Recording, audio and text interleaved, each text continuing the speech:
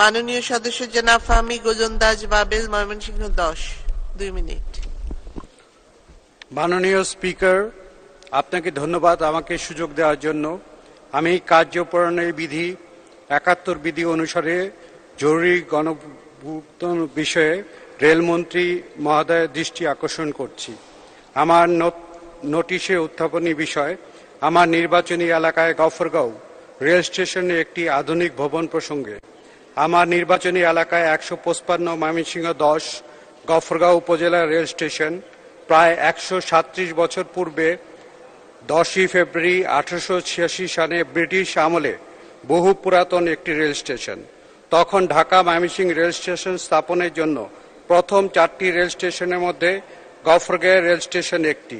অত্র উপজেলায় 6 লক্ষ জনগণের যাতায়াতে এই আন্তর স্টেশনের একটি রেল স্টেশন দরকার, আধুনিক।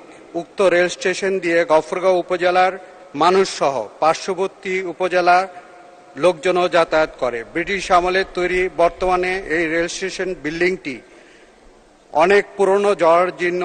বিভিন্ন সময় বৃষ্টি বাদলে এটি যে কোনো সময় ভেঙে পড়ার সম্ভাবনা আছে। আমি এই মহান সংসদে দাঁড়িয়ে উক্ত রেল স্টেশনের ভবনের ব্যাপারে বহুবার বক্তব্য দিয়েছি, কিন্তু অদ্যাবধি পর্যন্ত এই রেল স্টেশন ভবন নির্মাণের ব্যাপারে কোনো রকম ব্যবস্থা হয়নি। মাননীয় রেলমন্ত্রী মহোদয়ের দৃষ্টি আকর্ষণ করছি, আপনি এই ব্যাপারে ব্যবস্থা নিয়ে গফরগাঁওবাসীর কথা চিন্তা করে এবং গফরগাঁও থেকে বিভিন্ন সময়ে আমরা ময়মনসিংহ এবং ঢাকা রাজপথে বিভিন্ন আমাদের রাজনৈতিক প্রোগ্রামে আমরা মিটিং মিছিল নিয়ে আমরা গফরগাঁওয়ের রাজপথ, ঢাকা রাজপথ এবং ময়মনসিংহের রাজপথ আমরা গফরগাঁওয়ের মানুষ আমরা নেতৃত্ব দেই।